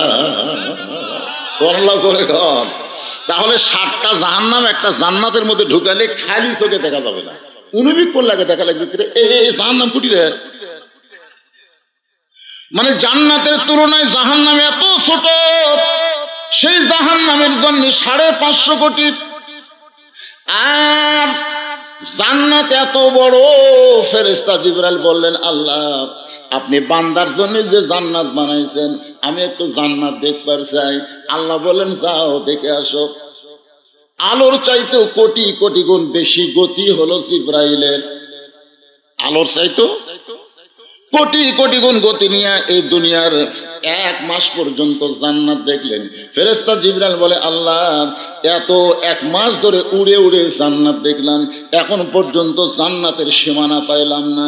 আল্লাহ বলে, জিবরাইল জান্নাত যদি হয় 16 আনা, তুমি সবে মাত্র দেখছো তার 1 আনা। সর্বশেষে যেই ব্যক্তিকে জান্নাত দেওয়া হবে সেই জান্নাত হবে পৃথিবীর চাইতে 9 গুণ বড়। সুবহানাল্লাহ, আসতে কমতে পারে। তাহলে এত বড় বড় জান্নাতের জন্য আমরা মাত্র 150 কোটি, আর এই ছোট ছোট জাহান্নামের জন্য ওরা হলো 550 কোটি। এই হিসাবে তো আমরা এমনি জান্নাত। সুবহানাল্লাহ। আপনারা কি মনে করছেন এই জান্নাতের বাগানে বসছেন আর আপনি জান্নাতে যাবেন না? এটা মনেই করা যাবে না। এই শীতের মধ্যে বাড়ি থেকে আল্লাহ যাদেরকে জান্নাতের বাগান পর্যন্ত নিয়ে আসেন, বিশ্বাস করেন আপনাদেরকে আল্লাহ জান্নাতেও নিয়ে যাবেন। বিশ্বাস করার দরকার আছে না?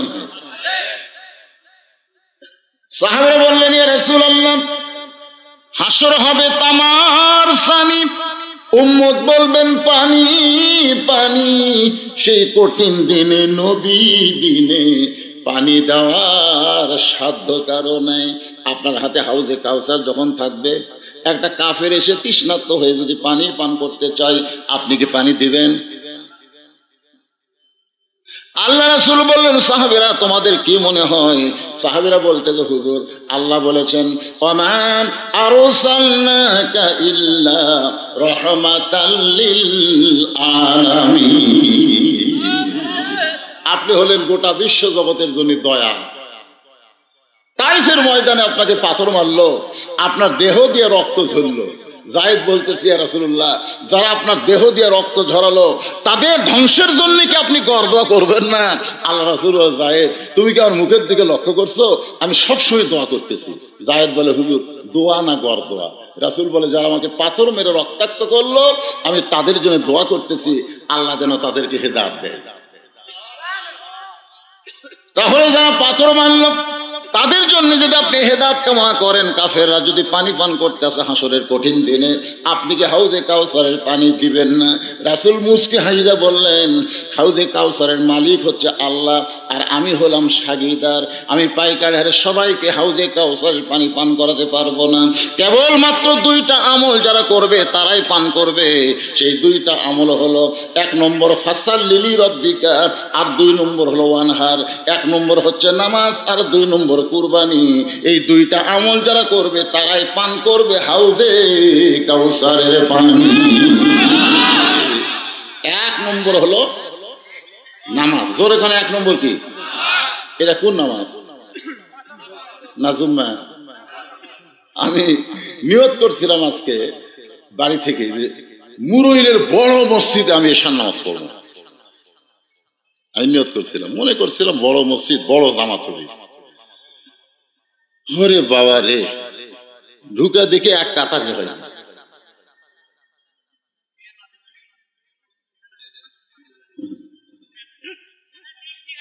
আচ্ছা, দোতলা কি জন্য বানাচ্ছেন? না না, আপনাদের মসজিদ কয়তলা? দোতলা বানাচ্ছেন কেন? এক কাতারে হয় না তো দোতলা কে? মানে এই কথাটা আপনাদের মুখ থেকে আমি শুনবার চাচ্ছি। জুম্মার নামাজ হাসরের ময়দানে আল্লাহ তাআলা সমস্ত জুম্মাওয়ালাকে, যারা জুম্মা নামাজ পড়ে, 5 ওয়াক্ত পড়ে না, আল্লাহ রহমানুর রহিম নামের ওসিলায় তাদেরকে জান্নাত দিবে। আল্লাহ বলবেন, যারা 5 ওয়াক্ত পড়নি আমি আল্লাহ তাদেরকে জান্নাত দিলাম, তোমরা যাও। এ বলার সাথে সাথে জুম্মা পাটি মারবে দৌড়। ওরা জান্নাতের কাছে গিয়ে দেখবে দরজার বিশাল একটা তালা। ওরা বলবে, আল্লাহ আপনি আমাকে জান্নাত দিলেন তো তালা কেন? আল্লাহ বলে, দেখো খুঁজে চাবি তোমাদের কাছে আছে। ওরা খুঁজে খালি দেখবে একটা চাবি আছে। ওরা খুশি হয়ে তালার মধ্যে ঢুকাবে, কিন্তু ঘুরবি না। চাবি ঢুকছে ঠিকই, ঘরে না। তো বলে, আল্লাহ ঢুকলো ঠিকই, ঘরে না। আল্লাহ বলতেছে, তালার মধ্যে 5টা দাগ আছে, তোরকে চাবির মধ্যেও 5টা দাগ থাকা লাগবে। চাবিটা দেখ তো কয় দাগ। তখন ওরা কবে, আল্লাহ আমাকে চাবি তো খালি তেল ফেলা, দাগ তো নাই। বলে, কিসের দাগ? বলে, ফজর, জোহর, আসর, মাগরিব, এশা, এই 5টা দাগ যদি না থাকে তাহলে তালার মধ্যে ঢুকবি ঠিকই, ঘুরবি না। তোরা জান্নাত দেখবার পারলু কিন্তু ঢুকবার পারলি না। যারা 5 ওয়াক্ত বাদ খালি জুম্মা মারতেছে, তারা জান্নাত দেখবার পারবি কিন্তু ঢুকবার পারবি না। আপনারা কি জান্নাতে ঢুকবার চান না দেখবার চান? যদি জান্নাতে ঢুকতে চান তাহলে, আর হাউজে কাউসারের পানি যদি পান করতে চান তাহলে 1 নম্বর হলো নামাজ। 1 নম্বর হলো কি? নামাজ। যে নামাজ সম্পর্কে রাসূল বলেছেন লা সালাতা লা দীনা, যার নামাজ নাই তার কোনো ধর্ম নাই। লা সালাতা লা ঈমানা, যার নামাজ নাই তার কোনো ঈমান নাই। বাইনাল আবদি ওয়াল কুফরি তরকুস সালাত, বান্দা কাফের মধ্যে পৃথক করার জিনিসটার নামই হলো নামাজ। যারা নামাজ পড়বে তারা হলো বান্দা, আর যারা পড়বে না তারা হলো কাফের। মান তারাকাস সালাতু মুতাম্মিদান ফাকাদ কাফারা, ইচ্ছা করে একটা ওয়াক্ত নামাজ যারা বাদ দিবে তারা আল্লাহর সঙ্গে কুফরি করবে। এই মুহূর্তে যদি আমি আপনাদের বলি, আপনারা বলবেন নামাজি, সবাই বলবেন মুসলমান। নামাজি নামাজি, এখন নামাজি যদি মুসলমান হয় তাহলে বেনামাজি। আপনারা কি শূন্যস্থান পুরা করা বোঝেন না? আমি যেই বললাম নামাজি, আপনার শূন্যস্থান পুরা করলেন মুসলমান। তার মানে বোঝা গেল আপনারা 100-র মধ্যে 100 পেলেন। এবার 100-র মধ্যে 100 পাবার গেলে আমি যেই বলবো বেনামাজি, আপনারা বলবেন শূন্যস্থানের মধ্যে দেবেন কাফের। বেনামাজি বেনামাজি। এখন কারা কারা মাগরিব এসব পড়েননি? না না না, কারা কারা মাগরিব এসব পড়েননি? আপনার মনে মনে চিন্তা করেন, আপনারা কিন্তু আর মুসলমান নাই, আপনারা কাফের হয়ে গেছেন। কিন্তু এই মুহূর্তে যদি নিয়ত করেন ইন্নামাল আমালু বিন্নিয়াত, এই মুহূর্তে যদি নিয়ত করেন ফজর থেকে একটা ওয়াক্ত নামাজ ছাড়বো না, আল্লাহ বলে যত নামাজ পড়িস নি, যত পাপ হয়েছে, নিয়ত করার সঙ্গে সঙ্গে আমি আল্লাহ সব মাফ করে দিলাম।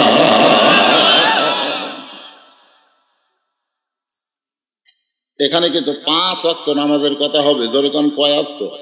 24 ঘন্টার মধ্যে কয়বার? এই সবাই একটু মনোযোগ দিয়ে শোনেন বাজান, 24 ঘন্টার মধ্যে কয়বার? আচ্ছা, আল্লাহ যদি এই শীতের দিনে আমাকে বলতো যে সূর্য ওঠার 1.5 ঘন্টা পরে ফজরের নামাজ হবে, তাহলে আমাকে কেমন লাগতো? ভালোই লাগতে পারে। কিন্তু এই যে আরামের ঘুম, কেড়ে 12টা পর্যন্ত ফেসবুক চলে, কেবল একটু আরামের ঘুম ধরলো, আর শালা মুয়াজ্জিন কয় টাকা বেতন পাস, আমাকে ঘুম ভাঙ্গা দিলি।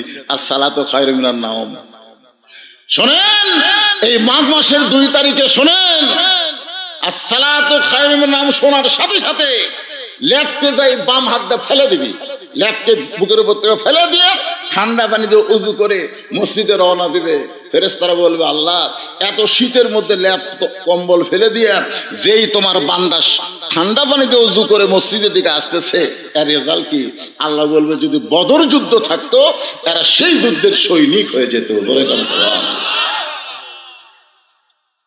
এই জন্য আল্লাহ জানে কোন সময় ফজর দেওয়া লাগবে, আল্লাহ জানি কে জানে না?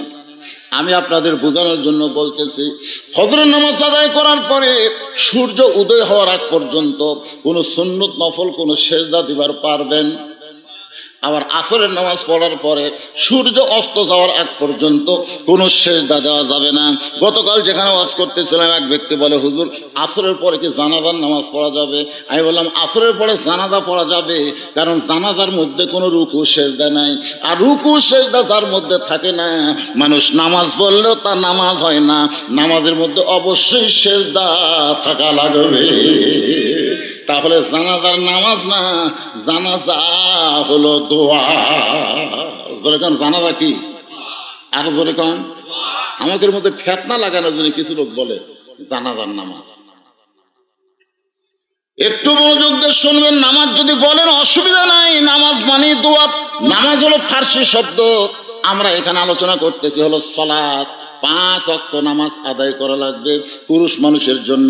বাড়িতে নামাজ পড়া না মসজিদে নামাজ পড়া? জোরে কন।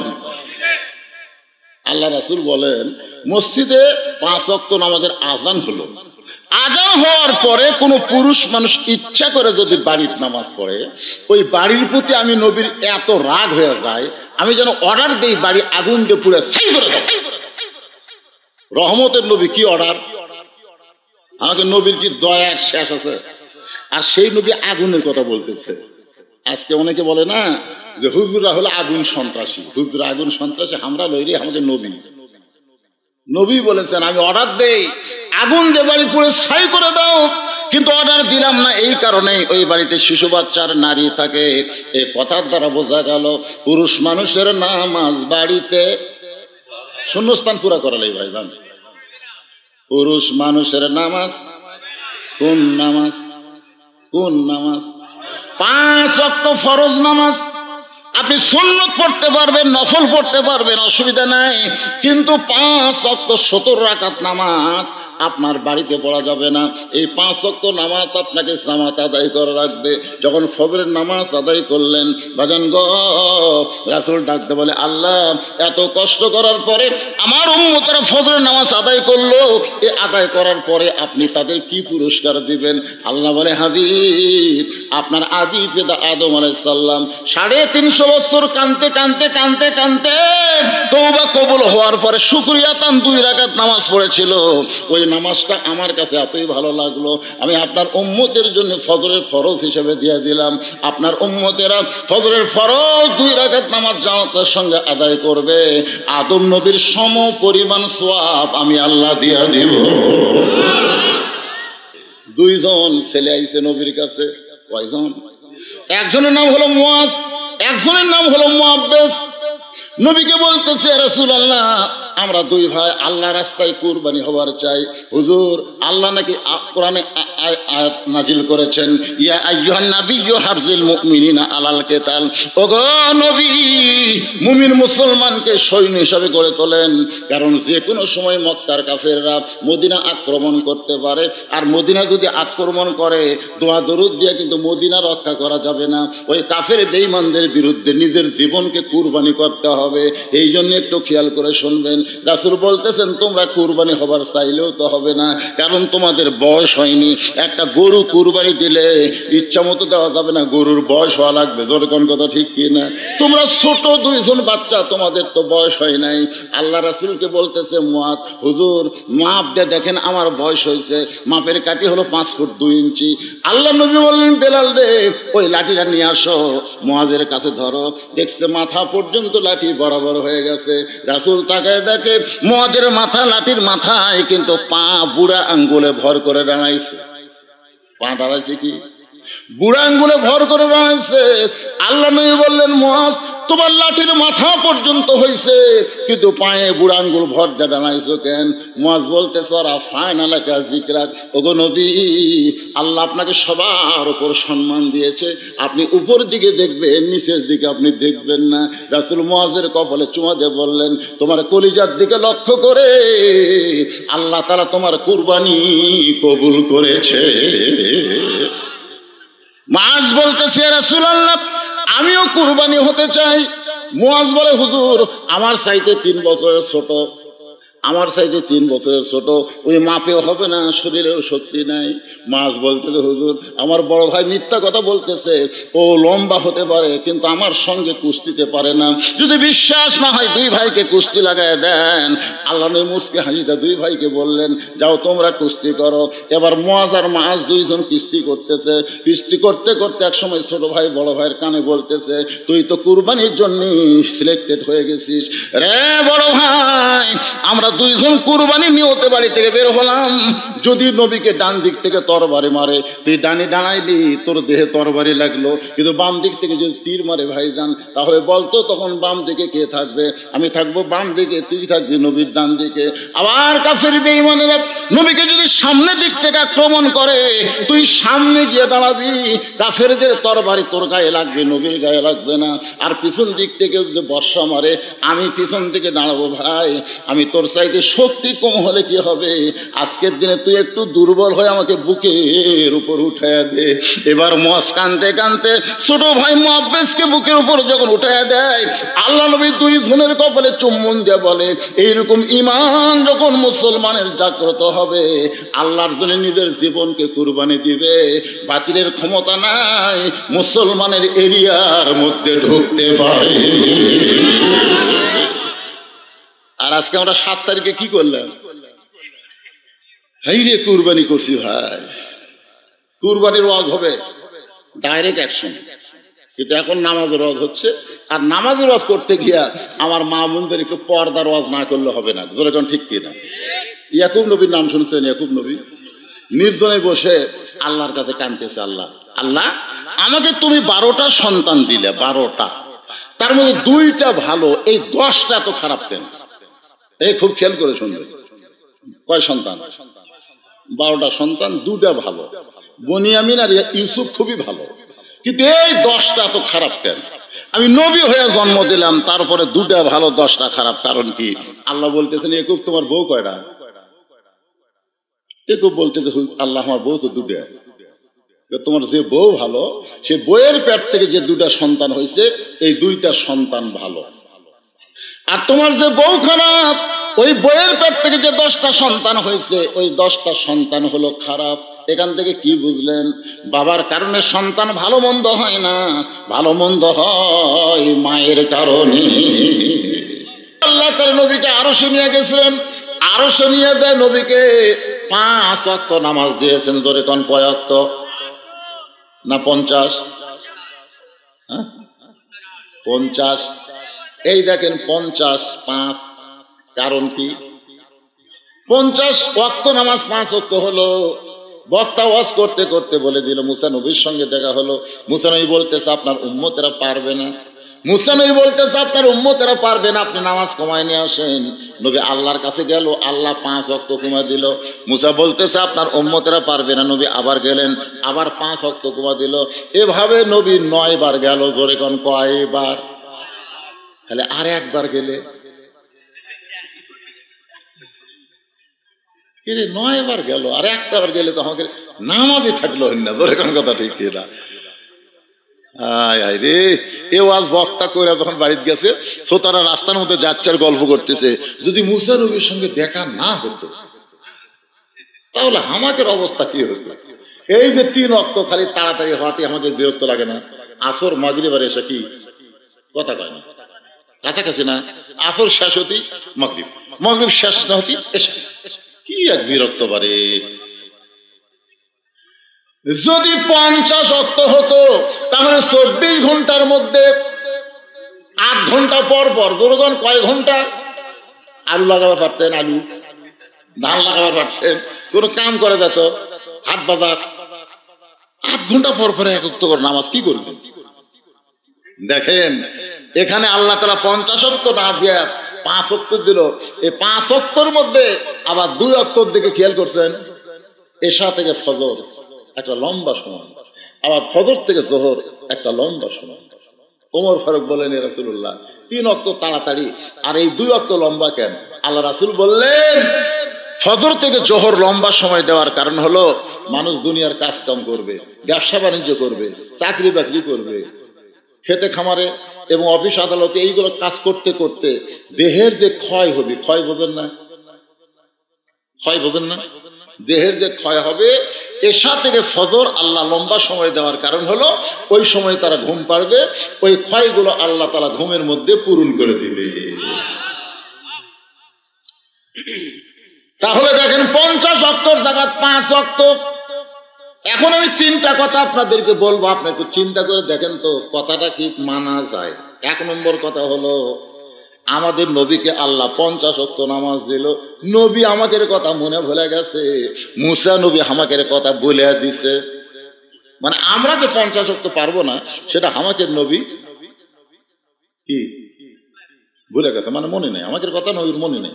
এই 50 ওয়াক্ত নিয়ে আসতেছে, মুসা নবী মনে করে দিল, আপনার উম্মতেরা পারবে না। এখন বলেন তো আমাদের বেশি দয়া কে করে, আমাদের নবী না মুসা নবী? কথা কয় না। আচ্ছা নামাজকে আগে ফাঁসে না বোরাকত আগে ছুটছে? আগে বোরাকের পিঠে না চললে তো আল্লাহর কাছে যাওয়ার পারে। ওই বোরাকের পিঠেও তো নবী চড়তেছে না। ফেরেশতা জিবরাইল বলে হুজুর চড়েন, আল্লাহ রাসূল বলে আগে বোরাকের গতি কর।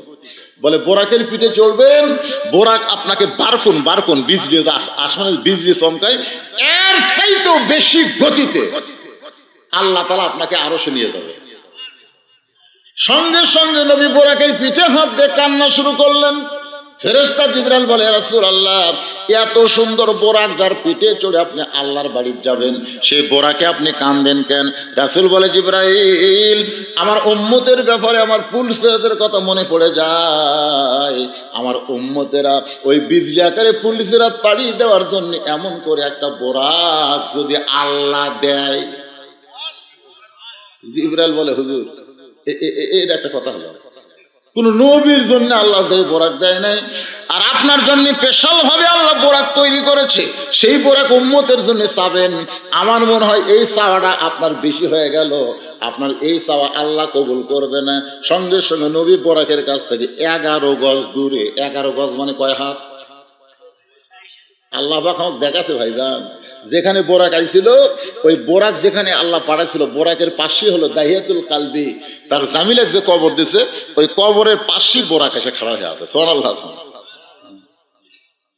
ওই জায়গাটা এখন আছে। 11 গজ দূরে নবী দাঁড়ায় বললেন, জিবরাইল তোমার আল্লাহকে বলো ঠেকা আমার না, ঠেকা হলো তোমার আল্লাহর। ঠেকা কার?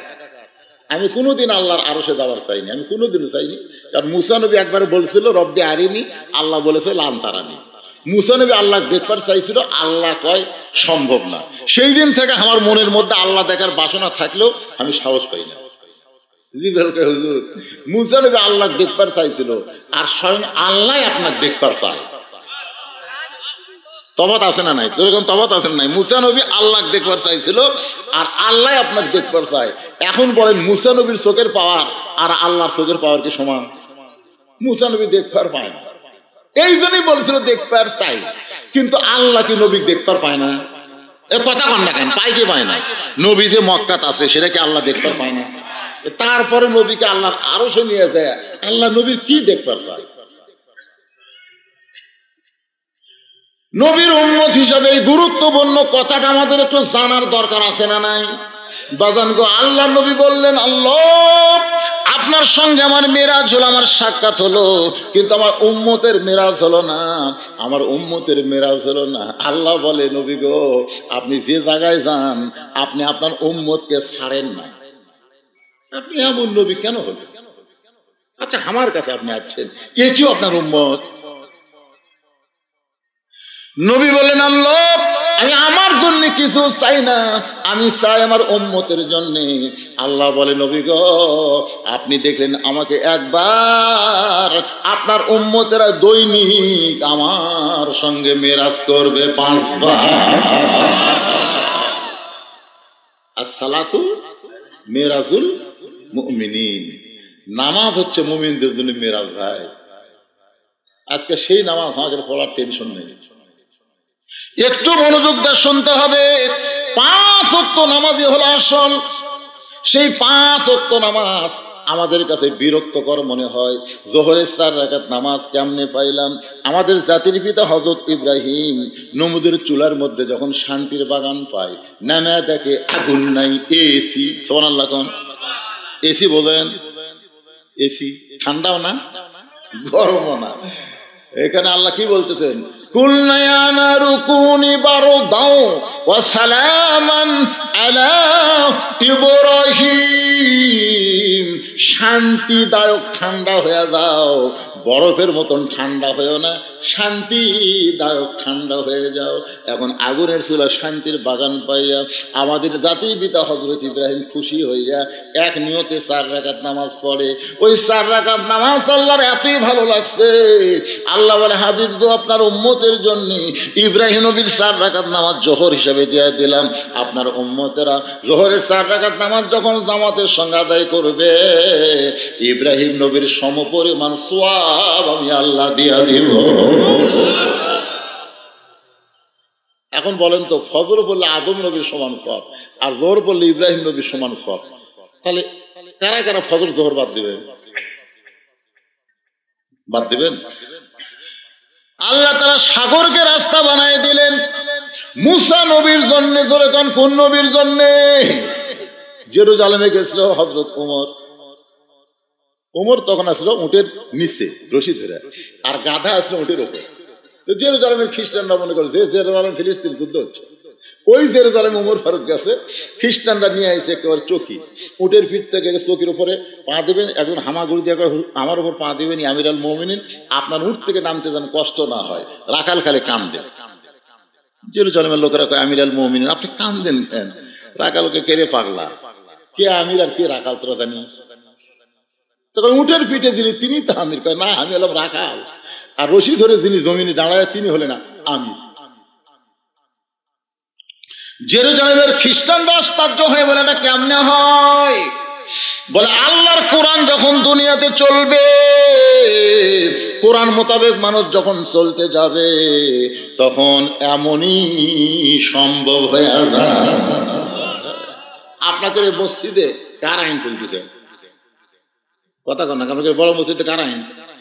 আল্লাহর আইন। দেখবেন আওয়ামী লীগ, বিএনপি, জাতীয় পার্টি, জামাত, তাবলীগ, পীর মুরিদি সব এক কাতা। আমি একদিন নিজের এলাকা দেখছি ভাই, এটা তো তাহলেও আমার এলাকা, কিন্তু আমার 5 পীর এলাকার দেখছি মসজিদের মধ্যে ঢুকা দেখি 3 মুসল্লি খালি বারবার ঘড়ি দেখতেছে, হুজুর নেই। এই জায়েদ খান যে শালা করে ডাক গেল, এই একটাই ইমামও নেই। তখন ওরা 3 জন 3 দল করে, বুঝলেন? কিন্তু ঘড়ির দিকে তাকায়, নামাজের সময় হচ্ছে কিন্তু হুজুর নেই। তখন ওরাই 3 জন বলতেছে আমাকে 3 জনের মধ্যে কে নামাজ পড়ার পারে? তখন একজন বলতেছে ভাই তুই তো আওয়ামী লীগ করিস, তুই যা।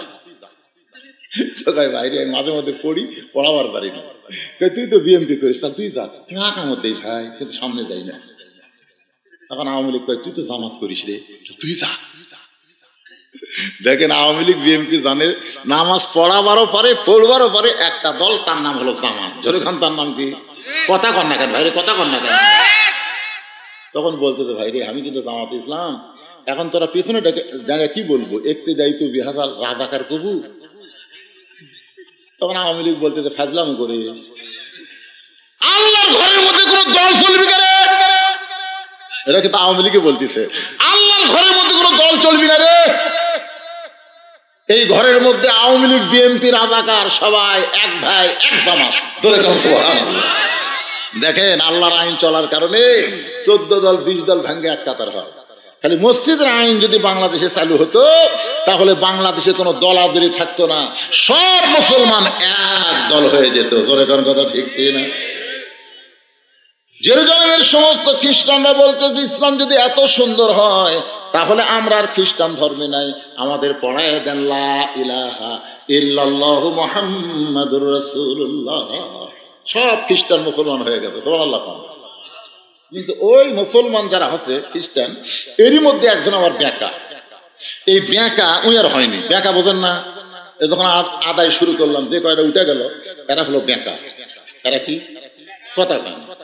ব্যাকা, কুত্তের ন্যাস। এরা সহজে সোজা হবে না, টানা ধরলে সোজা, ছাড়া দিলি। একজন ছিল ব্যাকা, ওই মারছে দৌড় পাদ্রির কাছে। খ্রিস্টানের পাদ্রি বলতেছে দরবারের মধ্যে জিকির মারতেছে, মদিনার থেকে ওমর এসে সব মুসলমান করছে। আপনার কিন্তু জাকিরের আর কেউ থাকলো না, বসে বসে খাবেন সে বুদ্ধিমান নাই। পাদ্রি দৌড় মারছে, ওমরের কাছে গিয়ে বলতেছে ভাই আমিও মুসলমান হবার চাই। ওমর ফারুক বলেন তাহলে কলমা পড়েন। বলে না, কলমা পড়ার আগে 4টা প্রশ্নের উত্তর দিলে মুসলমান হব।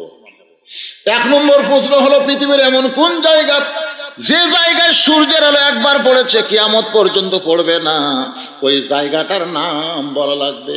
2 নম্বর প্রশ্ন হলো পৃথিবীর এমন কোন কবর, কবরটাও জীবিত, লাশটাও জীবিত, ওই কবর এবং লাশের নাম বলতে হবে। 3 নম্বর প্রশ্ন হলো পৃথিবীর এমন কোন 2 ভাই একসঙ্গে জন্মগ্রহণ করেছে, বহু বছর পরে একসঙ্গে 2 জনকে হত্যা করা হয়েছে, কিন্তু এক ভাই এক ভাইয়ের চাইতে 100 বছরের বড়।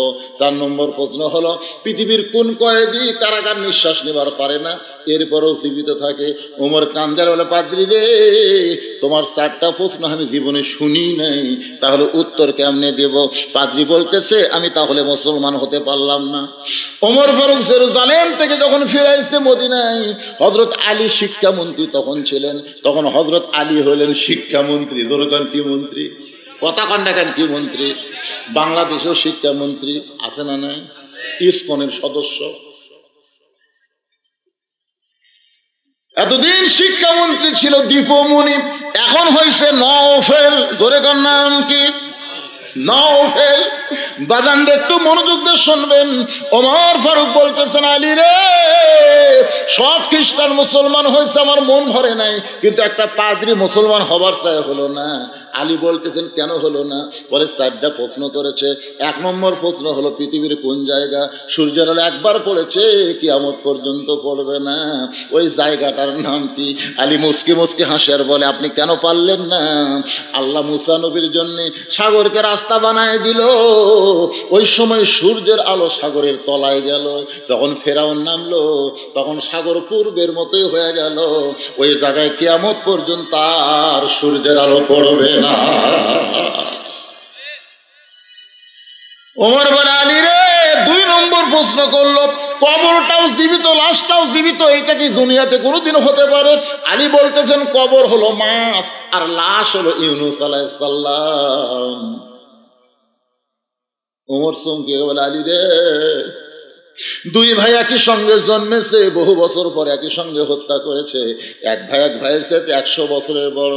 আলী বলতেছে, ওজাইর আর আজিজ আলাইহিস সালাম, ওজাইরকে আল্লাহ তাআলা 100 বছর ঘুম দিছিল, ওই ঘুমটাকে তার মৃত্যুর মধ্যে শামিল করে তার হায়াতের মধ্যে ধরে নাই।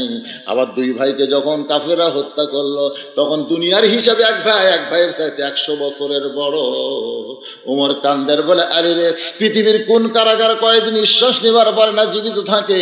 আলী বলতেছে, মায়ের পেটে সন্তান নিঃশ্বাস নিবার পারে না, এরপরও আল্লাহ জীবিত রাখে। ওই যে সাগরকে আল্লাহ 12 লাইন রাস্তা করে দিল, ওই সাগরের মধ্যে মুসা নবী এক নিয়তে 4 রাকাত নামাজ আদায় করেছিল। ওই 4 রাকাত নামাজ আল্লাহর এতই ভালো লাগছে, উম্মতে মুহাম্মাদের জন্য আসরের 4 রাকাত ফরজ হিসেবে দেয়া দিয়েছে। আসরের 4 রাকাত ফরজ যখন জামাতে আদায় করবেন, মুসা নবীর সমপরিমাণ সওয়াব আল্লাহ দান করে দিবে। মাগরিবের 3 রাকাত ফরজ। যেই নবীর আলোচনা শুরু করেছিলাম, ইয়াকুব নবী, জোরে বলেন নাম কি? ইয়াকুব নবীর একটা সন্তানকে কুয়ার মধ্যে ফেলে দিয়েছিল, তার নাম হলো ইউসুফ। শেষ পর্যন্ত বণিকেরা বিক্রি করলো, জুলাইখার বাড়িতে লালন পালন হলো। আবার জুলাইখার অভিযোগে ইউসুফকে জেলখানার মধ্যে ঢুকানো হলো। আপনারা বলেন তো, অন্যায়ভাবে কাউকে যদি জেলের মধ্যে ঢুকায় তার দাম বাড়ে না কমে? যার প্রমাণ হলো আমির হামজা। বগুড়ার ইউটিউবাররা কক্সবাজার গেছে রে, বগুড়া থাকা কুটি গেছে, কে রে? আমির হামজা। আমি চিন্তা করল, আমার ঘুরে বয়সে 2-4 দিন জেলত থাকা লাগলো। আসলে জেলত গেলে ভালো মানুষ, তার দাম বাড়ে। যার ফরমান হলো আমির হামজা, যার ফরমান হলো আল্লামা সাঈদী। মরে যাওয়ার পরে কমপক্ষে 1 লক্ষ জায়গায় তার জানাজা আছে। জোরে কোন সুবহানাল্লাহ, কথা কন না খান। ইউসুফ নবীকে জেলের মধ্যে ঢুকানোর কারণে আল্লাহ কি তার দাম কমাইছে না বাড়াইছে? শেষ পর্যন্ত মিশরের প্রেসিডেন্ট বানিয়েছে। যারা কুয়ার মধ্যে ফেলে দিয়েছিল ওরাই গেছে। ওরা 10 ভাই যা বলতেছে, যাও না, যাও না, খাদ্যের বড় দরকার, আমরা খুব ক্ষুধাতে আছি। ইউসুফ নবী বললেন, তোকে পরিচয় কি রে? কাহাগের বাঘের নবী ইয়াকুব নবী। তখন বুঝতে পারলো তো এরাই 10 জন কুয়ার মধ্যে ফেলে দিয়েছে। যাই হোক, বহু ঘটনার পরে ইউসুফ নবী যখন বাপের সঙ্গে মিলন হয়, ওই সময় শুকরিয়া তার 3 রাকাত নামাজ পড়ে। ওই 3 রাকাত নামাজ আমাদের জন্য আল্লাহ মাগরিবের 3 রাকাত ফরজ করে দিয়েছে। জামাতের সঙ্গে আদায় করলে ইয়াকুব ইউসুফ নবীর সম পরিমাণ সওয়াব আল্লাহ আমাদের দান করে দিবে। এখন বাকি থাকলে এশার নামাজ। জোরে বলেন কোন নামাজ? আমাদের নবী দুনিয়াতে আসার আগে একজন নবীকে আল্লাহ দুনিয়াতে পাঠাইছিল। বলেন তো সেই নবীর নাম কি? ঈসা আলাইহিস সালাম। এখন পর্যন্ত কিন্তু মহরে এবার এই কথাটা সবাই শূন্যস্থান পূরণ করেন না কেন? হায় হায় রে, মরদ মানুষকেও পারলো না রে। নবীর দুধ মতো হালিমার নামে একজন মা আমার 4টা কোরআন শরীফ বাবদ 2000 টাকা দান করেছে আল্লাহ। মা হালিমার সঙ্গে আমি হালিমার কবর জিয়ারত করছি, জান্নাতুল বাকি, যেখানে ওসমান গনির কবর, সেখান থেকে মাত্র 150 মিটার ফাঁকে নবীর দুধ মা হালিমাতুস সাদিয়ার কবর। সুবহানাল্লাহ, কি ভাগ্য জানেন। আপনার মক্তব্য শিক্ষক 1000 টাকা দান করছে। অনেকেই দান করছে, হয়তো আগে ফাঁকে কিছু দান করছে, পরে কিছু দান করবে না, দিলে মাসে চলবে। তাই আদায় করছেন, আগে গ্রাম থেকে আদায় করছেন, মাশাআল্লাহ। যাই হোক, ওয়াজ যেটা করতেছে একটু খেয়াল করেন। বর্তমানে এখনো তিনি জীবিত আছে, যার নাম হলো ঈসা নবী। জোরে কোন কি নবী? আর খ্রিস্টানরা কি মনে করে? কুরুশ কুরুশ বিদ্ধ করে মেরে ফেলতেছে। আসলে কি ঈসা নবী মরছে? এই জন্য তো শালা ভ্রান্ত। ইসলাম ছাড়া যেগুলো ধর্ম আছে সবগুলো বানোয়াট, বানোয়ার ধর্ম। এখন পর্যন্ত তর তাজা আল্লাহ চতুর্থ আসমানে রেখে দিয়েছে। ধরে এখন সুবহানাল্লাহ। এর ঘটনা হলো, ইহুদিরা ঈসা নবীকে মারার জন্য বাড়ি ঘেরাও করছে। ঈসা আলাইহিস সালাম বলতেছে, আল্লাহ যে হারে বাড়ি ঘেরাও করছে, আমি তো দরজা খুললেই মারা ফেলবে। আল্লাহ বলতেছে দরজা খোলা লাগবে না, আমি ঘরের ছাদ ফাঁকা করে আপনি নিয়ে আসুন। আল্লাহ ঈসা নবীকে ছাদ ফাঁকা করে কোথায় লেগেছে? চতুর্থ আসমানে। ইহুদিদের মধ্যে এক বড় বীরের ধৈর্য গুলাচ্ছে না, কেরে এতক্ষণ দরজা পড়া দেবো, ভাঙ। এই দরজা ভাঙ্গা ভিতরে দেয়, ঈসা রে, কে রে ঈসা, তুই কুটি লুকালি রে? আল্লাহ তাআলা ওই বীরের চেহারা ঈসার মতো করে দিয়েছে। ওই দরজা খোলা বাইরে হয়ে বলতেছে, ভাই বহু খুঁজলাম ঈসা নেই। তারা বাড়া আসলো, তারা কয় তুই কে? আমি তো তোর কি ভাই রে। মারছে, ওরা মনে করছে ঈসা নই মরছে। আল্লাহর মার দুনিয়ার ভাই, ধরে কোন কথা ঠিক কিনা? কার মরার কথা কে বললো রে? ঈসা নবী চতুর্থ আসমানে যাওয়ার পরে আল্লাহকে ডাকতে বলে, মাবুদ, দুনিয়াতে মানুষ যায় মরার জন্য, দুনিয়াতে মানুষ যায় কিসের জন্য? এ কথাটা সত্যি কথা, এটা কি মিথ্যা কথা? জাত সাকারাতুল মাউত হাক্কুন, যত সত্য কথা আছে তার মধ্যে একটা সত্য কথা হলো আমাদের মৃত্যু হবেই। যত বড়ই মরদ হন, মৃত্যু হবে না। হবে কি হবে না? ঈসা নবী বলতেছে, আল্লাহ দুনিয়াতে মানুষ যায় মরার জন্য, কিন্তু আমার যে মৃত্যু হলো না, আমার কি মৃত্যু হবে না? আল্লাহ বলে, ঈসা শুধু একজন মাত্র জীবিত থাকবে, বাদ বাকি সবাইকে মরা লাগবে। আপনারা বলেন তো, যে একজন জীবিত থাকবে তিনি কে? কুল্লু মান আলাইহা ফানিউ ওয়া ইয়াবকা ওয়াজহু রাব্বিকা যুল জালালি ওয়াল ইকরাম। এমনকি যে আজরাইল আমাকে জান কবজ করে, আপনার বলেন তো সে আজরাইল কি মরবে? আল্লাহকে আজরাইল দেখ তার কেউ আছে? আজরাইলকে আল্লাহ তন্ন তন্ন করে খুঁজে দেখছি, কেউ নেই। আল্লাহ কয় ভালো করে খোঁজক রে। আল্লাহ আপনি কি কন? যার হাতের তালুর উপর গোটা পৃথিবী, তাকে আপনি খুঁজবার কন? আর নাই, আল্লাহ কেউ নেই। আল্লাহ কয় তুই কে? আজরাইল করছে, আমার কথা আমি ভুলেই গেছি। আল্লাহকে এখন জান কবজ কর। আল্লাহকে আমার দ্বারা আপনি করেন না, এই দায়িত্ব আল্লাহ তোর। সেই দিন আজরাইল যে একটা চিৎকার মারবি, আল্লাহ রে, নিজের জান নিজের কবজ করা লাগবে, এইটা যদি আগে জানতাম তাহলে এই জান কবজ করার দায়িত্ব আমি নিতাম না। আল্লাহ বলে, ঈসা আপনারও মৃত্যু হবে। ঈসা বলতেছে, আল্লাহ চতুর্থ আসমানে। আল্লাহ বলে, চতুর্থ আসমানে নয়, আবার আপনাকে দুনিয়াতে প্রেরণ করা হবে। ঈসা বলে, আল্লাহ কবে নবী করে আবার প্রেরণ করবেন? আল্লাহ কয়, নবী করে না, বিশ্ব নবীর উম্মত করে। সঙ্গে সঙ্গে ঈসা নবী এক নিয়তে 4 রাকাত নামাজ আদায় করে। আল্লাহ বলে, ঈসা রে, বিশ্ব নবীর উম্মত হওয়ার কথা শুনে নামাজ পড়লাম। ঈসা বলতেছে, আল্লাহ শুকরিয়া আদায় করলাম। আল্লাহর সক্রিয় সবচাইতে বড় শুকরিয়া হলো আল্লাহকে সেজদা দেওয়া। 4 রাকাত নামাজ পড়ার কারণ হলো আপনি আমাকে নবী করে দুনিয়াতে প্রেরণ করছিলেন, আমি তেমন খুশি হইনি আল্লাহ, কিন্তু বিশ্ব নবীর উম্মত করে প্রেরণ করবেন এই খুশিতে আমি 4 রাকাত নামাজ আদায় করেছি। আমার সঙ্গে সকলে একটু বলবেন, নবী না হয়ে দুনিয়ার, না হয়ে ফেরেশতা আল্লাহর হয়েছি উম্মত আপনার, তার তরে শুকুর। কি বলেন? আপনারা বলেন তো, খুশি না বেজার? খুশি হলে হাজার কনকা পারে। বর্তমান জামানায় হাজারের খাওয়া আছে। যখন এই গান লেখছে, এই গজল লেখছে, তখন 1000 টাকার উপর টাকায় আছে। আজ থেকে 200 বছর আগে গজল করছে, তখন 1000 টাকা মানে কি? তখন 2 টাকা দিয়ে একটা গরু পাওয়া গেছে, সেই সময় 1000 টাকা আছে। তখনকার লোকেরা কোটির হিসাব দেয় না। আমার দাদি জীবনেও 100 টাকা পায়নি, মানে 1 কোটি। আমার কাছে 2 কুড়ি আছে ভাই, 2 কুড়ি। 2 কুড়ি তার মশান কি? 2 কুড়ি, 2 কুড়ি মানে 40।